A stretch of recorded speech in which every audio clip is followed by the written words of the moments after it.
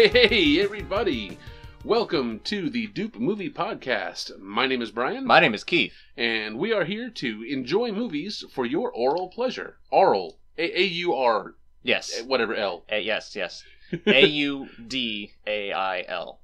Audial? Audial. Isn't there a word for hearing related that's like oral? A-U-R something? I think that is one too, yes. Wow. We are 35 seconds in and we are already in the weeds. I love it. On today's episode, we are talking about the movie Ford v. Ferrari. It came out in 2019, first released at the Telluride Film Festival in Colorado. Same festival that also holds Uncut Gems. Interesting. It got its wide release on November 15th of 2019.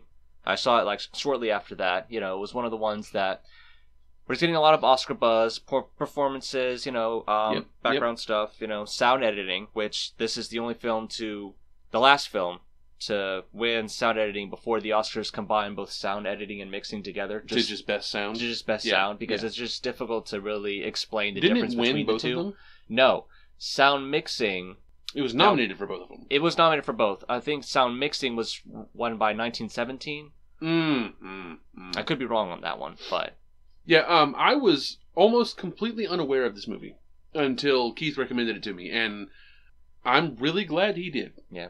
When he first started talking about we should do Ford v. Ferrari for the podcast, I was like, oh, well, that'll be interesting, because he explained that it was about the Ford Motor Company in the 60s getting into racing and using the Le Mans 24-hour race in France as a jumping off point, right, for that.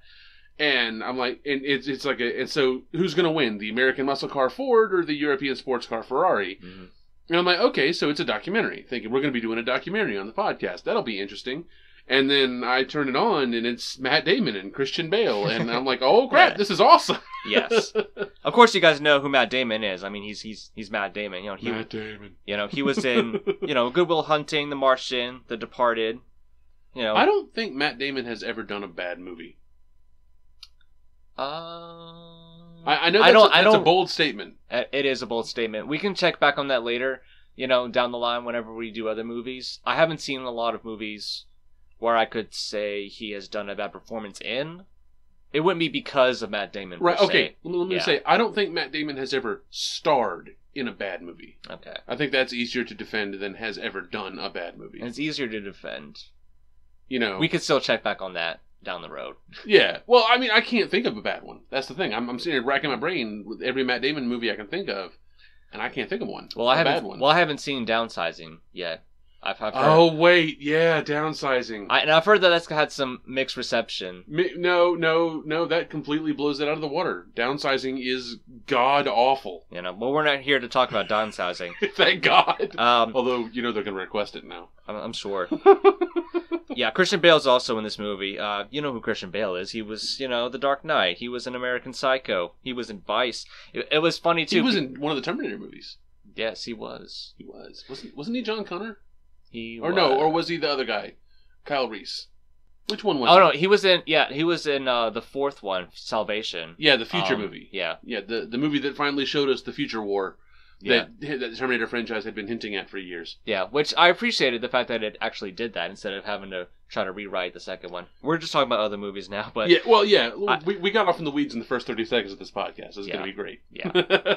Not to say that there's not a lot to talk about in this movie. This movie is I really enjoyed it. Yes, I do too. Another thing to mention, Christian Bale, he's, the type of guy, he's a method actor, so he's gonna put on the weight. Like for Vice, for example, that was the Oscar grab for the year before that. Mm-hmm. And he gained a lot of weight. Well, he had to lose another 70 pounds just to be, Ken Miles, this lean, slim, race car driver. So yeah, that's he mentioned Ken Miles, who is a automobile racing Hall of Famer. Yes. And there's a little interesting tidbit for that I'll get into after we finish the plot. But he is considered one of the best race car drivers to ever drive. Yeah. People who know auto racing talk about Ken Miles the way people who know boxing talk about Muhammad Ali. Yeah. Right. Pretty much. I'm not a gearhead. Right, I'm not a car person. I'm not a race person. Yeah, me neither, really. I can just about recognize a motor on a good day in the right light if I get lucky. Mm-hmm. Right, 2 out of 3 times I can recognize the motor. Yeah. You know, but this is about Carroll Shelby, who started the Shelby American Motor Company, the Cobra. Mm-hmm. Most famous, I think, out of a movie from the Gone in 60 Seconds, because that was like the big one that he stole in that movie. And his friend Ken Miles, who is played by Christian Bale. Is Christian Bale British or is he American? He's British. He is British. Yeah. Okay, so he didn't have to fake the accent. Oh, no, I'm talking about the actor, not about the character. I don't know, actually, if Christian Bale himself is either British or American. We should probably look that up at some point. Well, that's okay. I know. The background information, we're still not going to... Nobody comes to the Doop movie podcast for our accuracy. That's fair, too. They come for our lukewarm takes. That's right. This film, its budgeted was around like a little bit less than $100 million, and its gross was $225 million. It was pretty split between like America and like Europe. In other European countries, this film had a different title, Le Mans '66, because that's where everybody else is going to recognize it more. Yeah, because it's based around the 1966 Le Mans, which was the first one that the Ford Motor Company won. Yeah, and they did it in a grand fashion. Yeah, And there's a lot of what I thought would be the centerpiece of the movie, the rivalry between American muscle cars and European sports cars, is in the movie, but it is not the centerpiece of the movie. Right. It is not the theme of the movie. The theme of the movie is it's a character piece. Yeah. And it's really a really well-studied character piece into these two people. Yeah. So anyway, we start out in 1959. At Le Mans, which is a 24-hour race in France, where you drive, it's an 8-mile track, and you drive it for 24 solid hours. Like every 4 hours, you're allowed to change drivers. If something breaks, you can fix it, but if the car breaks down and you can't get into the pit, you're out of the race. Yep. Right? Yep. And whoever has driven the farthest at the end of that 24 hours wins Le Mans. Yep. And Enzo Ferrari, who's the guy who created the Ferrari, which everybody knows what a Ferrari is now. Yeah. He has won. His cars have won Le Mans at this point for 6 years running, something along those lines. Yeah, and so the 59 Le Mans, and Carroll Shelby, founder of Shelby American Motor Company, is driving in the 59 Le Mans, and Ken Miles. We just said his name and I forgot it. I am dumb as a post. Ken Miles is his pit boss, his pit crew. Like the guy who makes sure he does. The managers of the team. And there's a really cool bit where Shelby pulls in and he gets out of the car and he's on fire. Yeah. Right? Yeah. And they call back to it later, but they put him out and he gets back in the car and keeps driving and he winds up winning Le Mans that year. Is the car on fire? Yeah. Exactly. Am I still on fire? Yeah. No? All right then. Yeah. So cut from the winning of Le Mans to the doctor's office, where Shelby is being diagnosed with a heart condition where one of his valves is shot, and if he gets too stressed out, his heart's basically going to explode. Yeah. Right? So he can't drive anymore. He can't drive NASCAR. He can't drive short races. He can't be a race car driver anymore. Yeah. Right? And as he's driving away, the first bit of this narration pops up where he's like, there's a thing that happens at 7,000 RPM where the car becomes weightless and ceases to exist, and it's just a body moving through space and time. And if you've seen it, you know what I'm talking about, and if you haven't, you don't. Yeah. And while he's saying this narration calmly over the film, he's in his sports car, a Cobra, and tearing off down the California highways, or it's not California. Where was it? Is it Michigan? Yeah, Michigan highways. Yeah. Tears down the highway, like swerving in and out of traffic. Like he's a race car driver. Mm-hmm. And I wrote in my notes that he's going to die on the track. At the end of this movie, he's going to die on the track, and he did not. Then we smash cut to a few years later. I use smash cut a lot, but that's not really what we do. It's just now time has jumped a few years, and Shelby is running his own car company and selling sports cars to Americans. And Christian Bale, as Ken Miles, is working as an auto mechanic in his garage. And he and Shelby get together and still do races under the Shelby Cobra branding, right? And there's like a rally race out in the desert and stuff. Anyway, so they're out at this rally race in the desert, and the inspector comes by and tries to disqualify the Cobra that Ken Miles is supposed to drive. Mm-hmm. Because the trunk isn't quite big enough to fit this gigantic metal box the inspector is carrying around. Mm-hmm. And Miles, in what is a great Christian Bale moment, throws a British sassy hissy fit. Mm-hmm. And I don't know if he's actually British. He might be, but he does sassy, angry British really well, and I really respect Christian Bale for this part. Mm-hmm. But he winds up screaming at the dude. He throws a wrench at Shelby's face and winds up smashing the windshield of the Cobra that they're about to drive. And then the Shelby is arguing with the inspector, and Miles just grabs a hammer, opens the trunk, and just pounds the trunk into, chunks until he can close it around this box. Yeah. Like, does it fit your requirements now? And I'm like, and I wrote in my notes, Christian Bale is sassy British, and I love it. I am here for it. Yeah. So they continue this race, and as he's at the starting line, one of the other drivers turns to him and goes, "What happened to your windshield, man?" It's a new design, because at this point the windshield is shattered on one side and covered in duct tape, right? Mm-hmm. So anyway, he takes off, and this is like the first we see of Ken Miles as a driver, and this man can drive. Yeah. These cars get up to 120 miles an hour, and he is swerving back and forth and going around, and he does all kinds of little maneuvers. He wins this race pretty handily. Yeah. Then we go to an automaker plant in Detroit, and the Deuce walks into the plant. Now, the Deuce is Henry Ford II, played by Tracy Letts. He's wonderful. He's good. I mean, this role in general really won me over for this person in general. He also won the Tony Award for the revival of Who's Afraid of Virginia Woolf. He played George in that. Nice. Yeah, that's a wonderful production in general. Like, I saw the original film version, like the mid '60s, and it's that still holds up today. Okay, mark it. We are 12 minutes into or 13 minutes into our 4th episode.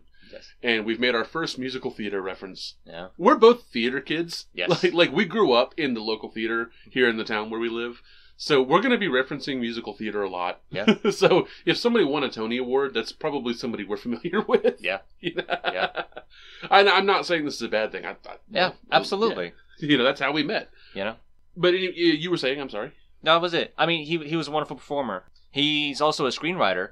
He recently, he's a playwright, he adapts his plays to movies, and he recently wrote a screenplay for this movie that's on Netflix, The Woman in the Window. I think it stars Amy Adams. That's a character piece having to do with agoraphobia. I'm not entirely sure the entire synopsis of the film, and I haven't really checked it out yet, but I'm curious to, just because he wrote this movie, Yeah, that seems like it would be interesting to check out. Yeah. So, Ford Motor Company, Henry Ford shuts down this production at this auto plant, and he tells all his workers, "I want you all to walk home. And on that walk home, I want you to think about why I shouldn't fire you." Because sales are at a huge slump at this point. Yeah. Right? He's like, the first one to come to me with a real idea keeps their job. Everyone else don't bother coming back. Right? Which is a stunt. He's not going to fire all the workers in his factory. But still, it gets the point across, right? Yeah. We need an injection of publicity, basically. So Lee Iacocca, played by John Bernthal, who you might recognize from The Walking Dead, and The Punisher, as The Punisher himself. Who is incredibly good in this movie. Yes. I will preface this by saying I have only ever seen the first 2 seasons of The Walking Dead. At the point where they got to the CDC the first time, is when I stopped watching. Okay, just to give you a hint of how much Walking Dead I've seen. Okay. This might be this guy's best performance. He's really good with what he's given, and he does a lot of reacting to other people in a very believable way. Yeah, in my opinion. Yeah, yeah. I like. I mean, his character has a lot more gravitas in the 2nd season of Walking Dead. That goes into a slightly darker territory that kind of has a more real world, relevance to that sort of situation. Okay. I enjoy that one performance more, but if you're comparing apples to oranges, this is definitely a great orange. Okay. Well, either way, it's a great performance. Absolutely. What's this guy's name again? I'm sorry. John Bernthal. John Bernthal, not Brenthal. Bernthal. Yeah, Bernthal. Okay, I've already forgotten it. Either way, he's great. Yeah. Yeah. So he's in a meeting with Henry Ford Jr. I'm just going to call him Junior. Everybody calls him the Deuce, but that sounds like poop. Or the second. Yeah. Yeah. So he's in the meeting with Ford, and he's like, we need... okay. It's at this point, it's 1965. Yeah. Right? And what's the first thing that everyone did when they came back from the war? Right? The war meaning World War II at the time. Right. They all banged their wives. Yeah. Right? And all those babies are turning 16 and 17 now, and they all have disposable income for the first time in history. Yeah. And nobody wants to buy a Ford because Ford is mom and dad's car. Yeah. Right? They want something cool. They want something fast. Yeah. We need to rebrand, or at least put out a new racing image. Yeah. To make Ford cool with the youth. Right? So he says we need to go to the biggest race in the world, which is the Le Mans 24-hour race in France. We need to put a car together, go there, and win Le Mans, and this will solve all of our problems. And Ford's like, well, it's going to take years to put together a team to do that. Mm-hmm. He's like, well, I've got an idea. Because Ferrari is pretty much broke. Enzo Ferrari, the guy who has won Le Mans for many years running at this point. Yeah. So why don't we just buy out Ferrari and put the Ford logo on all the Ferrari cars, and then hey, look, we're automatically a racing brand now. Yeah. So Ford says, do it. So they go to Europe, they go to Italy, and Lee Iacocca and is BB there? The other BB's not there for this. Not for the trip to Italy. Not the trip to Italy. Okay, no. well, they're in Italy and they have a meeting with Enzo Ferrari, who will go down as it is said will go down as the greatest sports car manufacturer in the world. Yeah. Although I think Carroll Shelby might give him a run for his money. And I realize every gearhead in the audience just threw shit at the screen for me saying that. Yeah, yes, our illustrious gearhead audience who's going to listen to this podcast on YouTube. Yeah, all 6 of them. All of them. 6? That's generous. The fact that we've... Hey, I'm speaking optimistically. There are people who, when we get famous, are going to go back and rewatch these. You say that. Continue. Anyway, so he has a meeting with Ferrari. Lee Iacocca does. And he's like, look, we will buy out Ferrari. And we will own 90% of their regular manufacturing, and you'll own 10% of it. And you'll own 90% of the racing side of it, and we'll own 10% of that. Right? And Ferrari says, I only have one question for you. If I want to go to Le Mans and Henry Ford says no, do I get to go? Yeah. And Lee Iacocca tries to weasel his way out of it, but Enzo's not having any of it, so he's just honest with him. He goes, no, in that very unlikely event, you wouldn't go. Yeah. And at this point, Enzo's pissed, and he uses this as an excuse, we find out later, to insult Iacocca and Henry Ford, right, and tell them no. He actually says that, I forget exactly what he calls Ford, like, grandmother's cars, and...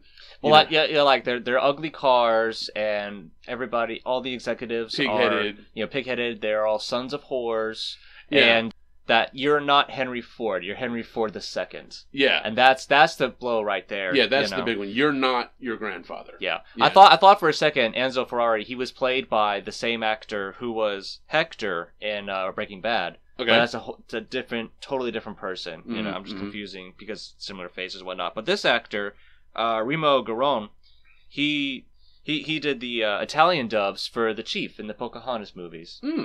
Okay. Interesting note. Fair enough. Not the first time he's been an asshole. Okay.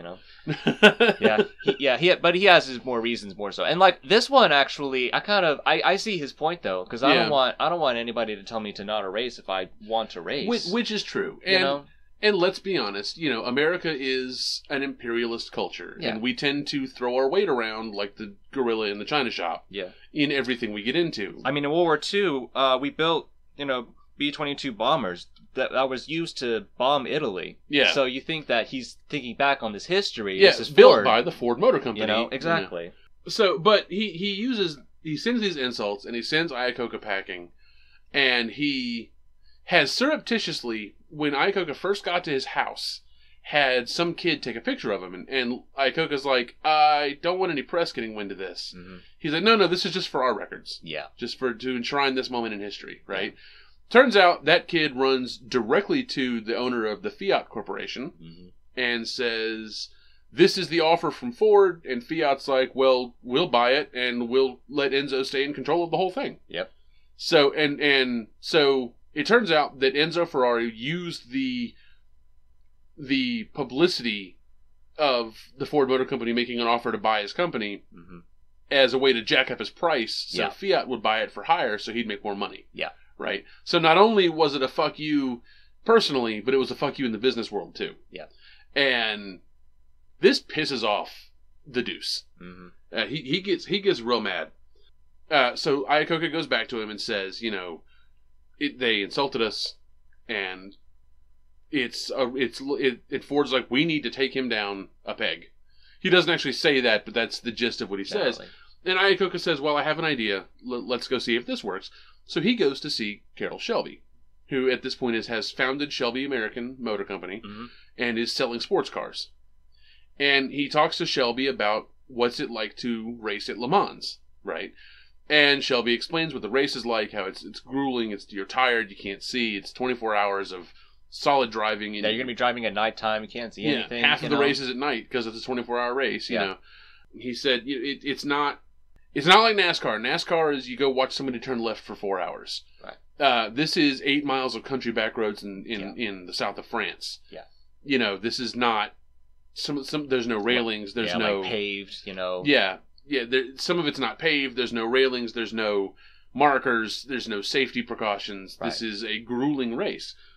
The real world version of the Casa Cristo in Speed Racer. Oh yeah. That's a lot. Yeah, I think Casa Cristo is in Speed Racer was sort of a mixture of the Le Mans and the Monte Carlo race. Yeah. But anyway, so he goes to Shelby and he's like, we have a prototype for a race car that we've been working on for a while. How would you like to come and head up our racing department and win Le Mans again? And he's like, I guess. So next we see Shelby rolling up to Ken Miles's garage, which has just been padlocked by the IRS. Right? Ken Miles is in serious financial trouble. He and his wife are not doing great, and his son. Yeah. His wife, played by Catriona Balfe, she's beautiful. She's a model. She was a model for years and years with Chanel, McQueen, Dolce & Gabbana, Salvador, so on and so forth. She did that for about 10 years, and then when she started getting into 30, she wanted to kind of retire from modeling because that wasn't really her passion. Yeah. So she started acting more often. She was Tavra in the Dark Crystal animated series on Netflix. I haven't seen, but I've heard it was good. I've heard that was good too. And she's Claire in Outlander. So she's got plenty of work with that. That's where I've seen her before. Yeah. I haven't seen much of that show. I've seen clips of a few episodes, but I've started watching it with my mom. Yeah. So we've watched the first 2 or 3 episodes of it. And I've read the first book by Diana Gabaldon. Okay. Which the book is actually really good if you like romance novels. Yeah. Sometimes there's a mood for that. And his son's played by Noah Jupe, who's really coming up now. Yeah, kid was good. He was Marcus in A Quiet Place. He was the younger version of Otis Lort in Honey Boy, so there's a little bit of independent flair there. And he's in this recent movie called No Sudden Move. Nice. So, yeah, wasn't that Steven Soderbergh? Yeah. Nice. Yeah, the kid is good in this. Very obviously, just adores his father. Yeah. Right. Yeah. His performance is good. The mother's performance is not at all bad. Right. It's not a lot there. Yeah, there's not a lot there, and there's one scene... Script-wise, I mean. Yeah. There's not a lot written for her to do. Right. There's a couple scenes where she's really good, and one scene where it didn't make sense at all what happened, but we'll get into that when I get there. Okay.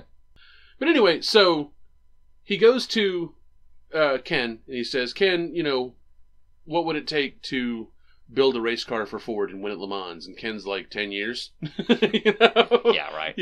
He's like, well, we have 90 days. Right? Yeah. So, okay, sure. So they go to Ford's warehouse, which is at an airplane hangar, where they're testing this race car, and Ken starts to drive it around. And as he's driving this car around, he pulls it back into the hangar, and he's like, okay, so this is wrong with it. It's catching air. It's trying to lift off. It's not doing right. And the engineers who've designed it are like, the computer models all say that's not happening. I don't understand. Get me some yarn and tape. Like, Yeah. And they tape little bits of yarn to every part of the car, like you would put it in a wind tunnel. Yeah. Right? And then he drives it around the track, and they watch. And it's very obvious that air is getting caught up under the grill and under the car and pushing against the car and slowing it down. Mm-hmm. Right? And so he notices that just by how it drives. Right? So he helps them go through and helps them. Ken and Shelby basically redesigned this car, the GT40, from the ground up, right? Mm-hmm. And this was the GT40 was the Ford first race car. Yeah. And it was called the 40 because it has to be 40 inches high. Yep. Right?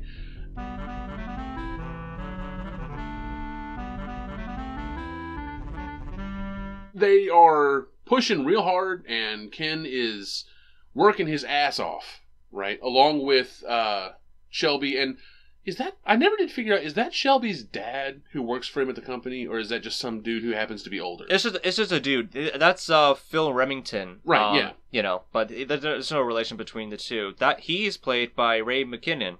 You might recognize him from Sons of Anarchy or Mayans as Lincoln Potter, and Deadwood as Reverend Smith. He's good. You know, he was in Oh Brother Where Art Thou as the new fiance to the wife of George Clooney, who he gets into like a little fisticuffs fight with in the shop. I haven't seen that movie. Oh, that's wonderful. I should watch it. You will. Love that. You will. You will. So they're getting the car ready, and it looks like it's going to be ready in time for Le Mans. And this is when we see the first bit of what I'm going to call the slimy asshole, Leo Beebe. Which is played perfectly by Josh Lucas. He is the worst person in this film. Oh, by far. You know? He is a son of a bitch. Yeah. And he plays a son of a bitch really well. Oh, yeah. Like, I really wanted to punch this dude in the face at multiple moments during this film. Yeah. Come to find out, years and years ago in this little romantic comedy, Sweet Home Alabama, he was the husband of Reese Witherspoon, who she was trying to divorce because he was, a little bit toxic, but of course that's who you're rooting to get back with her, so on and so forth. Jake Perry. But I mean, like, of course he plays that role differently. Obviously, he's a great actor. He definitely played this part very well. Oh yeah. I didn't remember him from Sweet Home Alabama. I haven't seen that movie in decades. Yeah, probably since R.I.P. me. Jeez, probably since it came out. Yeah. I watched it on VHS. That's how long ago it was. Yep, that's it. But this guy, he basically tells Shelby that Ken can't go to Le Mans. Yeah. Shelby's like, you can't do this without Ken. He's the best driver we have. He built this car. Right. You need a driver who knows the car. And this guy goes, well, anyone can learn the car. And Ken is a hothead, and he's not Ford Motor Company material. Yeah, he's not a team player. Yeah, he's so smug when he says this. Yeah. Like, he's not Ford Motor Company image material. Yeah. Like, what happens if he gets out of the car at the end of the race and says something that makes the Ford Motor Company look bad? Right. We can't have that. Right. Like, such a douchebag. And so, Shelby, who has no choice, has to tell Ken that he's not going to Le Mans. And I said in my notes here, it's a dick move not taking Ken. And this dude is a slimy executive. And he's going to pay for it. Right? And Ken, after Shelby tells him, Ken is a classy dude. Yeah. Because he's like, well, the gearbox gets too hot, and the brakes need work, and this, and this. Yeah. Fix those. And then he leaves. Right? And he is in the hangar, just working on cars or whatever. They tell Ken that he's not going to Le Mans like 4 days before he was supposed to go to Le Mans. Right. Like less than a week. Right. So now he's in the hangar where they'd been spending the last 3 months working and listening to the Le Mans on the radio, and you hear as he and his wife and this is a great moment from her. She comes in with a picnic of scotch, right? And because she knows what he needs. Yeah. And she's there for him to support him in this moment where he's obviously hurting, but obviously wants to know what's happening. So they listen to the race together, and all the Fords get driven basically into the ground by the hired drivers, and none of them finish the race. Yeah. Right? The 65 Le Mans is a huge embarrassment for Henry Ford Jr. Yeah. And they shut off the radio, and they have this moment, and then it's like, okay, well, Ken is done, right? I did what I was hired to do, and I got burnt by it, and I'm done. And I'm giving up racing. I'm giving up the sports cars. I'm just going to go work in a mechanic shop and be boring and provide for my family. And his wife is all for that. Yeah. Then Ford calls in Shelby and Iacocca and Leo Beebe and is like, tell me why I shouldn't fire all three of you right now. And Shelby stands up and goes, you're welcome. And Ford is like, for what? He goes, you put Enzo Ferrari exactly where you want him. Yet we didn't finish the race. Okay, give me a year and the right leadership. And at this point, he glares at Beebe, right? Which, very obviously, this guy fucked it up for you, but he didn't say that. Yep. He's too classy to say that. Yeah. He said, give me a year and the right leadership, and we will win Le Mans. Because Enzo Ferrari saw a Ford vehicle go 220 miles an hour on the straightaway at Le Mans, and that scared the living crap out of him. Because he's never, ever built anything that goes that fast. Yeah. Right? And he's like, we need to come back next year and live up to all the promise we showed this year. Right? And Ford pulls Shelby aside and says, look out this window. You see that factory over there? That hangar factory? In 1939, the Ford Motor Company retooled itself and started producing airplanes for the U.S. Air Force. And we produced, or it was the U.S. Armed Forces, and we produced 3 out of every 5 B-12 bombers that flew over Europe in World War II. This is not the first time that the Ford Motor Company has gone to war in Europe, Mr. Shelby. You report to one person, me. Take Ford to war in Europe, sir. Yeah. And that's such a good moment. Oh, I love that moment. That's my favorite moment, definitely for Henry Ford's character, but maybe in the movie. Yeah. Right, because now, it's on. Yeah. Right, I even wrote in my notes, it's on. Yeah. Right. Go to war, Mr. Shelby. I love that line so much. So anyway, the first thing he does, now that he's in charge of the race side of it, is go back to Ken. And he goes to Shelby, and he's like, I need you to come back. We have a year, we're going to do it right, and you get to drive Le Mans this time. And Ken's like, I don't know. I don't trust you. Yeah. Because not only did Ken not get to drive at Le Mans, right, but they didn't pay him for the work he did on this car. Yeah. Right? So he worked for 3 months and got shafted by this slimy executive. And his wife is pissed about it, but Shelby's like, do you want to hear me beg? Do you want me to beg? Because I will. And I love this line where Ken goes, I don't know. We've never done that before. Why don't you try it and let's see what happens. Anyway, they wind up getting in a fist fight. Yeah. Which is great. The wife comes out in this little chair and just watching the whole time. Yeah, she's sitting in a lawn chair. And Ken is walking back from the grocery store when they get in this fist fight. And during the fight, Shelby's on the ground and he grabs a can and is about to hit Ken in the head with it. Realizes what's in his hand, drops it, and grabs a loaf of bread and starts smacking him with that instead. Yeah. Right? He doesn't want to, damage him. He still wants to get him on his team. He doesn't want to do irreparable damage to him. Yeah, that and they're friends. Yeah. Right? He doesn't want to hurt his friend. Yeah, they're mad at each other right now, but I don't want to, kill this guy. Right, exactly. And it was a little moment, but I really liked that little detail. Yeah.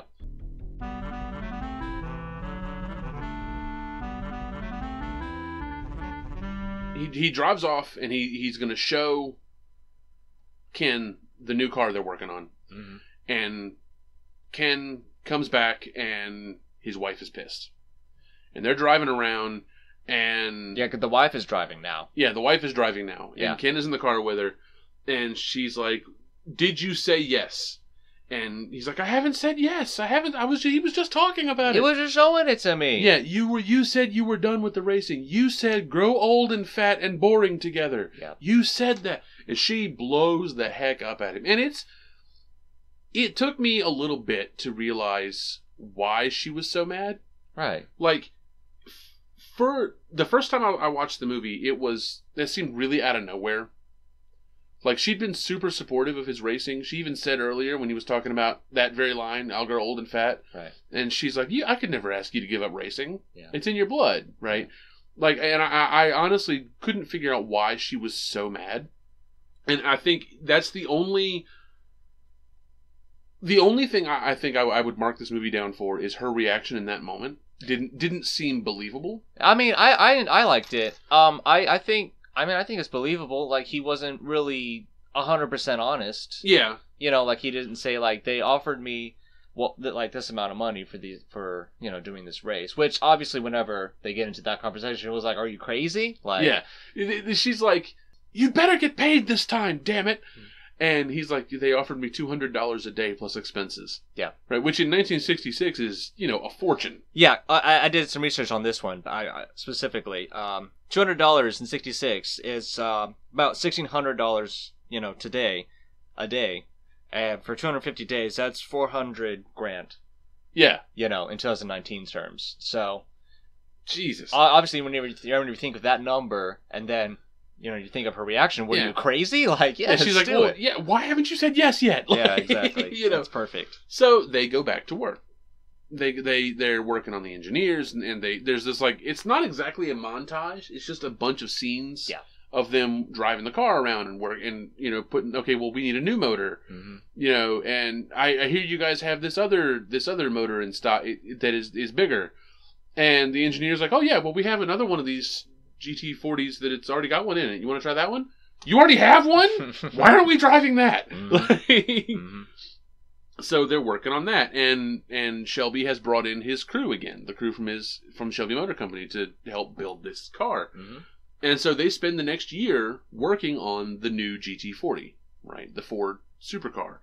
And they get close to, it's like 8 months later.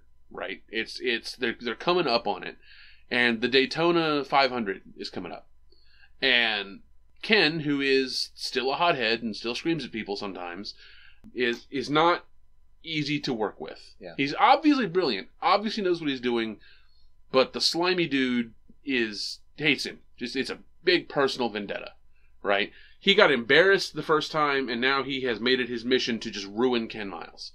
So he convinces Ford Jr. to put him in charge of the racing division entirely. Right? And then he's on his way to the hangar to, like, lay down the law with Shelby and Ken. Yeah. And that Shelby gets warning of what's happening because Lee Iacocca calls him from the plane and is like, look, he's on his way. Yeah. He's going to say that Ken can't drive Le Mans. Right. There's nothing I can do about it. Right, nothing I can do about it. Yeah, and he very obviously said, "There's nothing I can do about it." Right. So BB gets there. BB is the slimy executive guy. I don't know if I've made that clear. He gets there and he goes into the office with Shelby, and he starts talking about how, with the right team we can do this, and we need to think about Ford Motor Company's image. And he's like, "Oh, sir, are we gonna have a problem?" "Well, no, sir, I'm not going to have a problem at all." Right. Shelby says, as he shuts and locks the door and locks this guy in the office. Yes. Oh, so perfect. Right. So he locks BB in this office, and this is so great. Right. Shelby just locked a slimy asshole in an office, and I'm here for it. I wrote it in my notes. Right. And he goes and talks to Ford, who just showed up. And he's like, this is our car. This is what we've been working on. Why don't you hop in and I'll take you for a ride? Yeah. Right. And so he takes Ford around the track in this car, going 180, almost 200 miles an hour. Right. And by the time they stop, Ford has tears streaming down his face. Yeah. He's like, and this is really good acting on this guy's part. This is my favorite of the scenes. Yeah. This is Go to War, Mr. Shelby is still a very powerful, and I just like that scene better. Yeah, me too. Yeah. But this might be the best performance he gives in this movie. It's super good. Yeah, he cries on command. You know. Which is not easy. I mean, as an actor, it is not an easy thing to cry on command. That's right. You can fake it. And on stage, from 40 feet away, if you just look like you're crying, people will think you're crying. Right. But with a camera zoomed in on your face, to actually have tears is hard. Yeah. But, so he's like, I didn't know it was so hard. I didn't know it was like this. I didn't know it was so dangerous to drive these cars. This is nobody could just hop in one of these cars and drive them. No wonder we lost last year. Right. I wish my father was still alive to see this happen. Yeah. Yeah, grandfather. Father. Are you sure it's father? Because it would be Henry Ford the first, and he's the second. Right. Just based on rules. I really thought they said grandfather. I don't think so.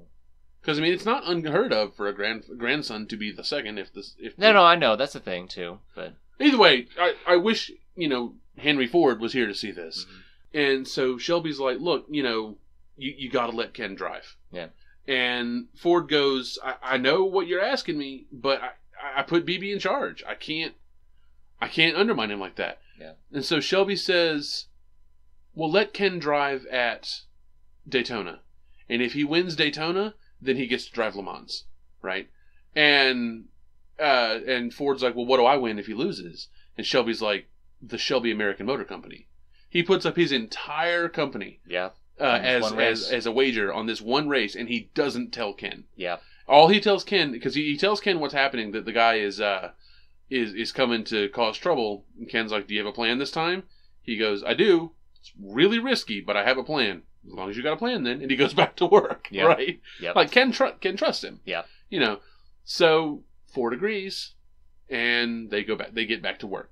And at this point, Ken's son is watching him work on the car. Mm-hmm. And he's going around the track a few times, and you notice that his brakes are catching fire. What's called brake fade. Yep. Right?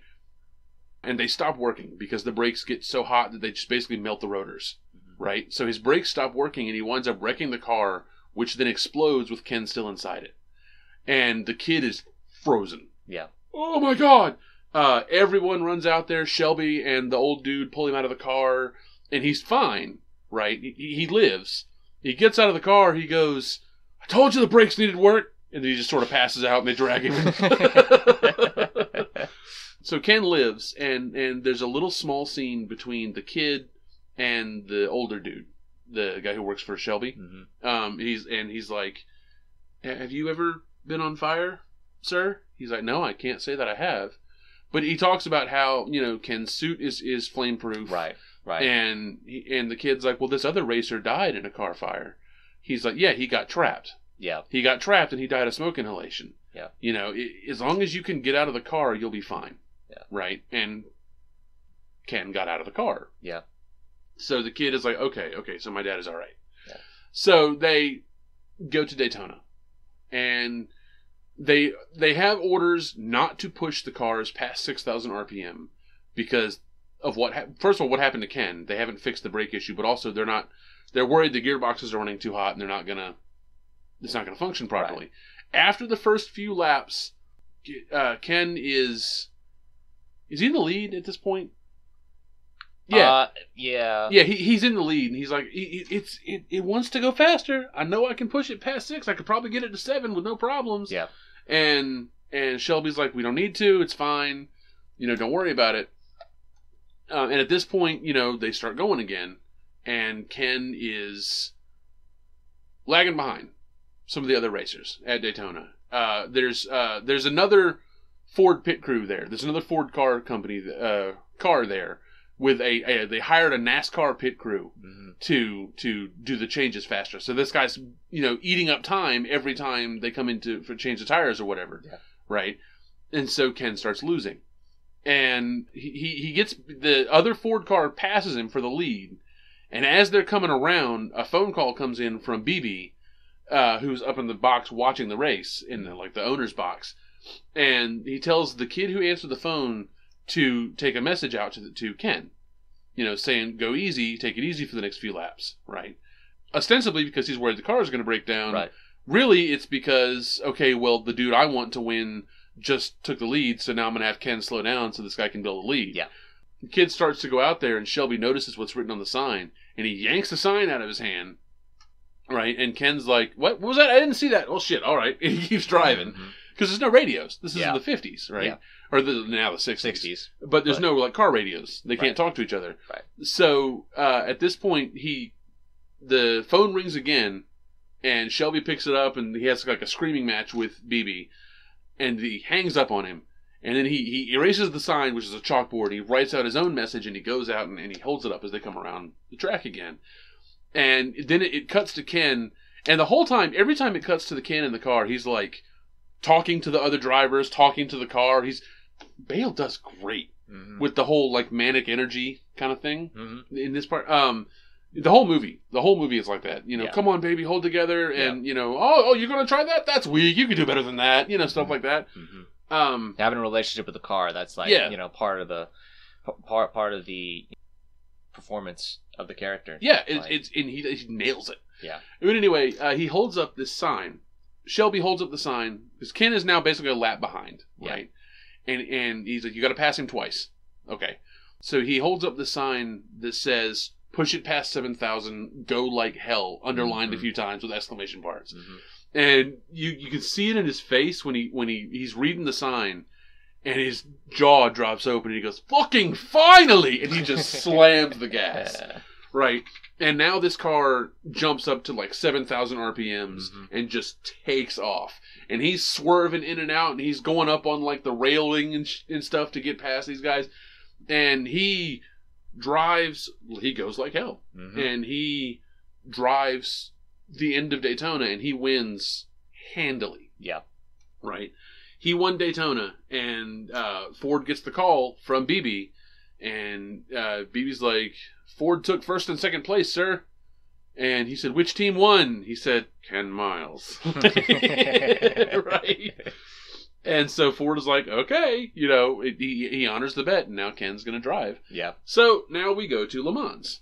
Now we're in France, and there's a quiet little moment where Ken's going to walk up to the first corner of the track to kind of get a feel of it on his feet, the night before and all that. But it's just a little, these are two friends who've been here before. Now they're here again, but it's backwards, So it's race day, and they're all ready to get in the car. And the way Le Mans works is all the cars are parked like caddy corner on one side of the road, and you start on the other side of the road, and you have to run across the street, get in your car, close the door, buckle up, and go. Right? Like, all the cars are backed into their spaces, so you can just slam the gas and go forward. Yeah. And I'm making hand gestures like the audience can see us. You guys I'm sure can picture. Yeah. Picture the hand gestures as he is describing the way cars are parked. The way cars are parked. The starting pistol goes off, and you take off for the car, and Ken gets in the Ford, the number 1 Ford. That's the number of car he's driving. Yeah. There's the number 1, the number 5, and the number 2. Or the number 1, the 2, and the 5 are the 3 Ford cars at Le Mans. Right? And they go to take off, and Ken's door won't shut. He tries to shut it, and it bounces back open. So every time he turns left, the door bounces open again, and he has to reach out and shut it. Yep. And he's like, "The fucking door won't shut." And I wrote in my head, "The fucking door? What the hell?" So he comes around after the first lap. Like, he's not quite in dead last, but he's pretty far behind because there's a lot of drag with the door hanging open. He pits. He's like, he's already pitting. What's wrong? Something's wrong. So he pulls in. And he gets out. And he's like, "The door won't shut." And they're like, "Get back in the car. Get back in the car." So he gets back in the car. And the old dude runs up with a hammer and just smashes the door until it shuts. "Shut now! Go!" So Ken takes off. And now we see the final Le Mans takes the last, 35 minutes of this movie. It's a good chunk of this film. Yeah. And every scene is necessary. Yeah. It really shows how good a technical driver Ken is, because he builds up a decent lead aside from this. I forget what the dude's name who is racing the Ferrari car. Me too. I don't remember what the racer's name was, and I'm sorry that I have forgotten it. But he and Ken are obviously the two people vying for the win at this race. Yeah. Right? And so this is where the rivalry between American muscle and European sports cars really comes down to it. And they're going around, and they're racing back and forth, and Ken's brakes start to fade at one point. This is like 12 hours into the race at this point. Mm-hmm. And so he pulls in, and the way they fix the brake fade issue, right, with the car, is that instead of changing out the rotors and pads, we're just going to change out the entire wheel assembly. Yeah. Right? Like, there is nothing in the rule book that it says if a part breaks and you can pit it, you can get in and you can change that part, you can keep going. Like, that's what the rules say. A part is a part. Yeah. Right? So they get, he pulls in, he's like, the brakes are getting shot, it's time to do the big one. So he gets out of the car and he goes and has like some water and a snack for a minute, because he's got a minute, right? They have to change out the 4 wheel assemblies. Yeah. And the Ferrari team notices what they're doing and starts losing their mind, because they're like in the next pit over, right? You can't do that. You can't do that. And they call the race like officiant. Sorry, the officiator. The officiator. Played by Arnold Schwarzenegger. Not really. And he's like, you can't do that. You can't change out the whole brake thing. And Ken jumps in his face. You tell me where in that rule book it says blah blah blah blah. And the guy is screaming in the guy's face. And the guy is about to just throw Ken out of the building, because he's about to disqualify him, when Shelby bodily yanks him away from the dude. And it's like, you got to trust me. I got this. Go have your drink. Right? And so he gets in the guy's face. You show me in that rule book where it says a part's not a... the exact same thing that Ken was saying. But he's right. Right? And they have a...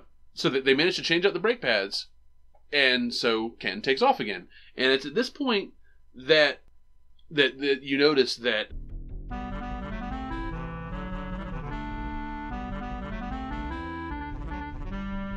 and you'll notice this is when we notice that Shelby's stopwatch has gone missing. He can't find a stopwatch, right?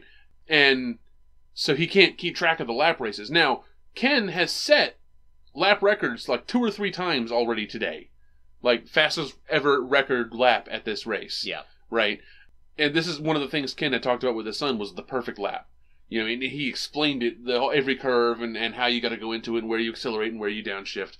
And he's like, if you can get the perfect lap, then that's what you live for as a racer. And the kid's like, can you do it? And he's like, well, not every lap, no, but I'm gonna try. Yeah. Right. And so he gets a few perfect laps, and he's doing great, but can't time it. Can't find a stopwatch.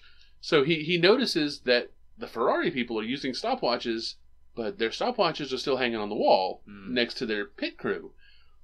And so he just reaches over and he just kind of snags the 2 stopwatches that are hanging there and just walks away before anyone notices. And so Ferrari's playing dirty. Yeah. They stole his stopwatch. Yeah. Right? So Ken comes around again, and Shelby makes a big deal with the stopwatch, and the old dude goes, "That's a nice stopwatch you got there." And Shelby holds up a second one and goes, "You want one? They're Italian." It was this great little moment. And later on, because the Italians are playing dirty, Shelby decides he's going to play a little dirty too. So he grabs like a standardized nut, right, just off of whatever motor part you might find. And he very surreptitiously drops it where the Ferrari car was sitting last time it pitted, right? And a few minutes later, one of the Ferrari tech guys notices it there, and they start freaking out about it. So they call in the dude to pit to make sure that a nut didn't fall off the car somewhere. Yeah. And it only cost him a little bit of time, but play it dirty, gonna play dirty, right? You made this bed, you're gonna lie in it. Yep. Anyway, so we're getting near. We're about 18 hours into this race at this point. And the Ferrari dude and Ken Miles are like battling it out, right? Ken's passed him. He's been passed a couple times. They've fought on turns. They've traded paint a few times. And Ken is pushing the Ford to 220, 225 miles an hour and on this long straightaway, and the Ferrari is trying to keep up with him, right? The guy's like, I'm not going to let you pass me this time. Yeah. Right? Because it's another thing, just like at Daytona, where you've got to pass him twice. He's got a lap on you now, right? So Ken already passed him once, and the guy won't let him pass him again. So he is pushing this Ferrari to its red line to keep up with this Ford car, and this is when he blows his gasket. And the Ferrari just doesn't explode, but like the whole motor just dies. Yeah. and the car immediately shuts down, and Ken just zooms past. Right now, he is fully in command of this race. This is the last Ferrari car on the field. Yeah. Right. Once this is done, Ferrari is out of the race, and which was a good moment because just previously, this is actually I had just forgotten this. For dinner the night of the race, right, while the race is going on, Henry Ford took a helicopter to a restaurant to eat, and Enzo Ferrari took a car, and he said, "Amazing how the Ford Car Company man took a helicopter to go eat, and they must not trust their vehicles." Ha ha ha ha ha! Laughing in Italian. Yeah. Yeah. Then he gets back just in time to see his car bust down, and the driver is not even going to finish this year. Yeah. Right. So now Ken is in a commanding lead, and he's singing his "Happy, Happy, I'm So Happy" song that he sings in the car sometimes, and everything's looking great. And then my only note here is that slimy son of a bitch, fuck him, underlined like 6 times, right? Yeah. Because then BB steps in, and he's like, "Hey, Mr. Ford, we're gonna win this race. Everything you've wanted is happening. This is great. Wouldn't it be great if all 3 Fords that were in the race crossed the finish line at the same time? Don't you want that photo?" Yeah. Right? And Ford's like, "Oh, that's a good idea. I like that idea." History. This history-making moment. And he's like, "Make it happen. Make it happen." Yeah. So he doesn't call, because when he calls, they don't answer. Right. So he goes down to the pit and he starts talking to Shelby. And he tells him, he's like, "Shelby, this is what Mr. Ford wants. He owns the company. You need to tell Ken to slow down so that the other Ford cars can catch up to him and they can finish the race together." Yeah. And Ken's like, "You want me to tell him to slow down? He's laps ahead. Yeah. You want me to tell him to slow down?" And he's like, "It's what Ford wants." Right? And he's just the smuggest, most douchey asshole in this moment. And so when Ken hears it, Shelby gives it to him like this. He's like, "It's your choice. This is your car. Yeah. For the next like hour and a half until this race is over, this is your car. You do what you're going to do, and I will back you up, but this is what's been requested. Slow down for the photo finish," right? And so Ken blasts back out of the pit, and he's well in the lead. Like, he's well in the lead. He's doing his happy song again, and then he stops, and he goes quiet for a minute, and he's thinking, and it's obvious that the gears in his head are turning. And I think a lesser filmmaker would have done a little montage here, but they didn't. Yeah. It just shows him like having a moment, and it stays on Christian Bale's face as he obviously ponders what he's been told, and he's like, and then it cuts to his foot where he kind of lets up off the gas a little bit. Yeah. And the other two, he looks in the rearview mirror and he's like, "Come on, boys, where are you?" And here come the other 2 Fords rolling up behind him. So he slows down, and they kind of flank him like an honor guard, and they stay, like a foot behind him, like lined up with him. But, like, his nose is a foot ahead of their nose. Yeah. And they all cross the finish line together. And I wrote in here, Ken is a classy motherfucker. Even when he's being dicked over, he's a classy dude. Yeah. He showed them, this is the biggest FU I could think of for Ken to do. He showed them that not only can I win the race, but I can be a team player. I just don't like to be a team player because you're an asshole. Yep. Yep. So he does. And then at the end of the race, he gets out thinking he's won. And it turns out that one of the other Ford drivers started like 3 car lengths back. Right. So he technically drove farther. Yeah. And technically won the race. Which is stupid. I mean, it's dumb. Yeah. And BB knew it. He knew what was happening. He obviously did this just to dick over Ken. Right. Right. And Shelby is screaming it. "You knew! You son of a bitch! You knew!" He throws a punch. Yeah. Right. And it's this great moment where Ken is just like, "Huh. Well, let's do it again next year." And they walk off together like arm in arm. Yeah. Right. I promised you the race. I couldn't promise you the win. Yeah, no, that's what Ken said. You promised me the drive. You didn't promise me the win. And he's like, "Thank you for letting me drive Le Mans." Yeah. And Ken is such a classy dude. And then the epilogue is, what is it, like 8 months later or 6 months later? He's testing the new car. And they're on the track, the same like desert track again, where they built the GT40, and the brakes light up again, and the car goes off the road, and in a gut punch that hit me real hard, Ken doesn't get out of this one. Yeah. And it just lingers on the kid. What's the kid's actor? The actor's name? Noah something? Yeah, Noah Jupe. Noah Jupe, that's right. It lingers on his face as he's watching for his dad to get out, and then his face just starts to fall as more and more time happens. Yeah. And they're running for the car, and Shelby turns around and he's looking at the kid, and the kid is looking at the car, and his face just falls. And that's when you know, oh shit, Ken died. Yeah. He died in that wreck. And it cuts to 6 months later, and Shelby rolls up to Ken's wife's house, and he's like, he wants to go in and he wants to, see how she's doing, but he doesn't want to disturb her. He feels responsible for what happened, and he runs into the kid, and he's like, he gives the kid the wrench that Miles threw at him at that desert race way back in the beginning of the film, and broke the windshield with, and he says, this was your dad's, and it meant a lot to me, and it would mean a lot to me if you took it. I don't know how to tell you how sorry I am. And the kid is okay. He's like, you want me to go get my mom? And Shelby's like, no, I'm okay. She's fine. I don't want to disturb her. Right? So he gets in his car and he takes off down the road and drives away, driving like a maniac because he's still Carroll Shelby. Yeah.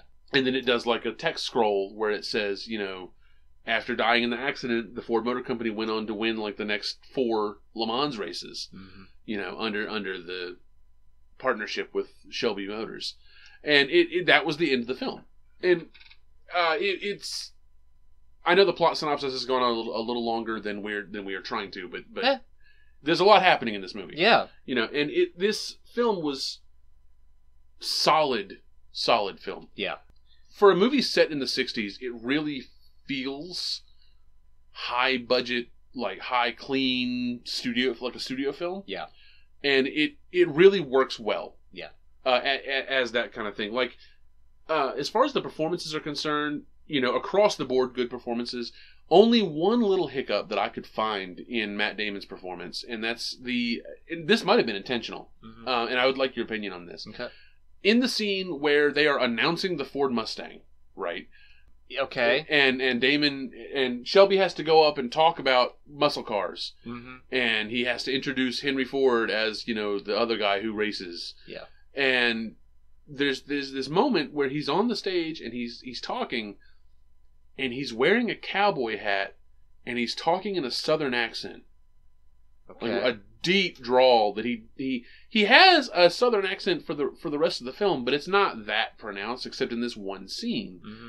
And I don't know if this was just like maybe a kind of an off take for Damon, or if he was playing up the accent for the reporters. Yeah, like probably putting on an image. Because at this point, NASCAR is a southern thing still. Yeah. Right? So maybe this is where I thought, is he putting on the accent like to reel in the southern crowd? Mm-hmm. Or did Damon just have an off take? Or I'm not sure. Yeah, I'm sure that's him, playing up the image for NASCAR in general.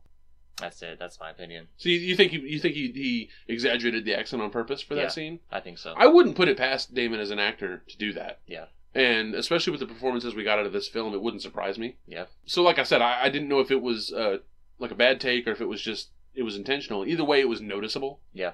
But great performances across the board. Absolutely. The score. Who did the score? The score is a returning composer, Marco Beltrami. Mm-hmm. He has worked with the director beforehand. The director is James Mangold, who you might recognize. He directed Logan. Oh yeah. Walk the Line, 310 to Yuma. I recognized it. It's the same score for Logan too, yeah, right? Same score for Logan and G10, 310 to Yuma. They've worked together before, but James Mangold, he was wonderful. Like I like his decisions. Like you were mentioning earlier, how a lesser film would have had a little montage instead of like staring at Bale's face. Yeah, Mangold trusts his audience enough for us to read their emotions off the actor's face. And not every actor could pull it off. Exactly. Christian Bale is one of a handful of actors who could pull it off. Yes. And he does really well. Yes. In that scene. And it shows real talent as a filmmaker to trust your actors and trust your audience enough to do that. Yeah. And I really respect this guy for it. Yeah. Manigold? Mangold. Mangold. Yeah. Okay. But yeah, I would give this movie solid 9 out of 10. Yep. Same here. This is it. I am not a car guy. Racing has never been my thing, even though now we've done 2 racing movies on this podcast. Yeah, I know. Racing has never been my thing. I've never really been into cars. You know, people ask me what kind of car I want, and I'm like, does it drive and does it have an air conditioner? Right. If yes, then yes. You know? If yes, then yes. You know. Well, now, like over time, of course, you're gonna have to compensate. You know, like I want a backup camera. Like I want. Yeah. You know, yeah. like that's now that I have that, I'm never gonna have a car again that doesn't include a backup camera. But if you had said to me, I would like a GT40, I would have been like, is that a new alcohol? Are you getting some liquor? Is GT40 proof? Yeah, exactly. Yeah, exactly. Like, I would have no idea what you were talking about. People were talking about, like, the numbers of liters in an engine. Huh? You know, like, I think I know what a horsepower is. What a horsepower is. What a horsepower. Yes, that's right. Yes, a singular horsepower. Yeah. And I think that the GT40 in this movie had like 9 or 10 horsepower. It's great. Mm-hmm. It's really like 700 horsepower. I'm sure. Something. Yeah, somewhere else. You don't have the reason I brought that up is you don't have to be a car guy to enjoy this movie. Yeah. Right? This is not a sports movie. Yeah. It sort of is framed like one because it's built around the Le Mans race, but it's very much a character study. Yeah. And it's very much pulled off excellently. Yes. I would recommend this movie without hesitation. Yeah. Go out and buy it on Blu-ray. I plan to go out and buy it on Blu-ray because I want to hear the director's commentary. Yeah, definitely. That's what I was missing from this. Like, I saw it in theaters whenever it came out, and I wish I had. And I saw it on HBO Max, which is nice. That's it's streaming as of this recording. It's on HBO Max in North America. You know, but just to clarify, like how do I put this? I am very appreciative of streaming, just in general, just the culture of it. I just wish that I had the commentary and the behind-the-scenes stuff that, it's buying for home. Yeah, it's why includes. I still buy Blu-ray a lot. Yeah. Because I like the commentary, well, especially the commentary tracks. Yeah. Like, Kevin Smith is really good about that. He always puts 4 or 5 commentary tracks on his movies when they come out. And I wish more movies would do that. Yeah. Like, Speed Racer didn't have a commentary track. Yeah. That I could find, and I'm like, oh, that sucks. Yeah. But yeah.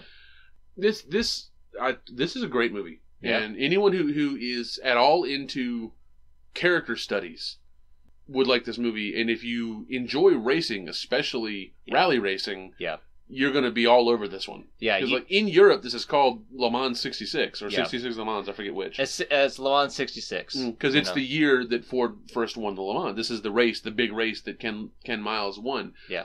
The little tidbit I said we would talk about at the beginning. Uh-huh. Ken Miles is now in the Auto Racing Hall of Fame. Oh, yeah. And I saw this on a Reddit thread.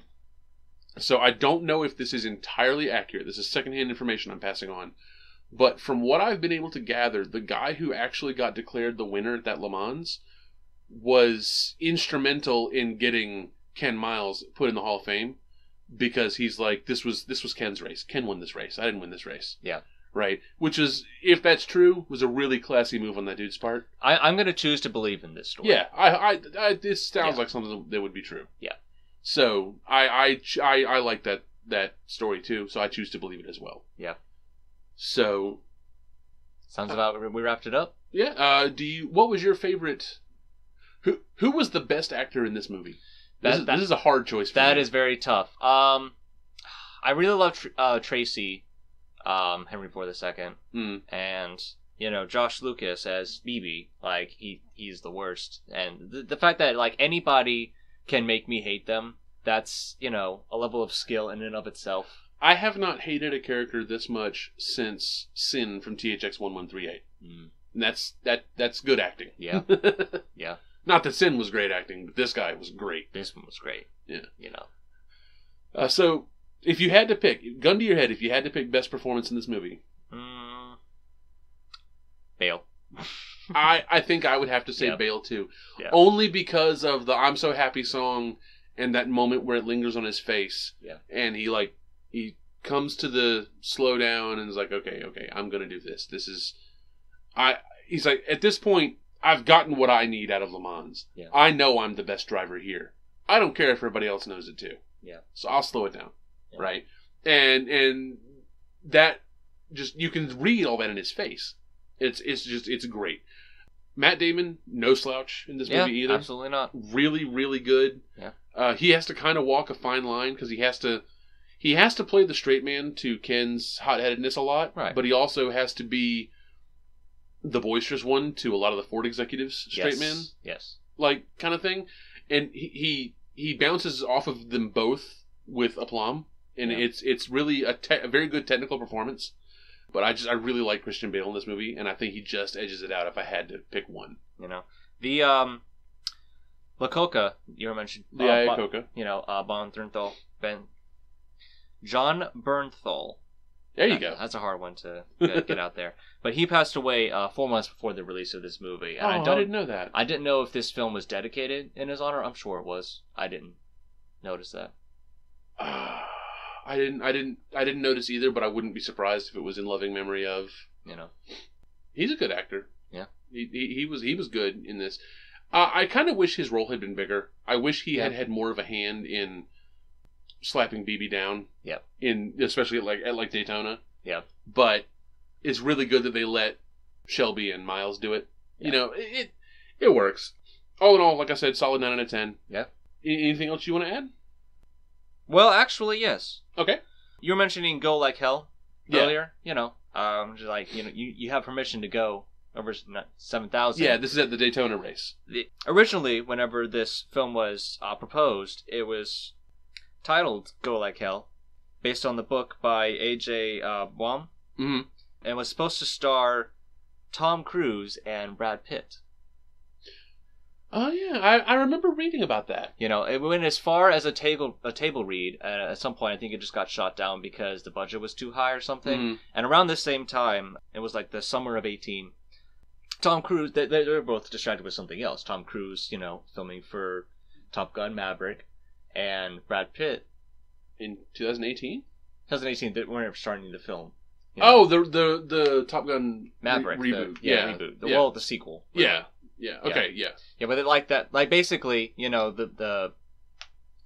It's just funny. Like in this reality, you know, we get to have all three like separate movies with all these actors. Like, of course, Tom Cruise is in Top Gun Maverick, and Brad Pitt was in Once Upon a Time in Hollywood.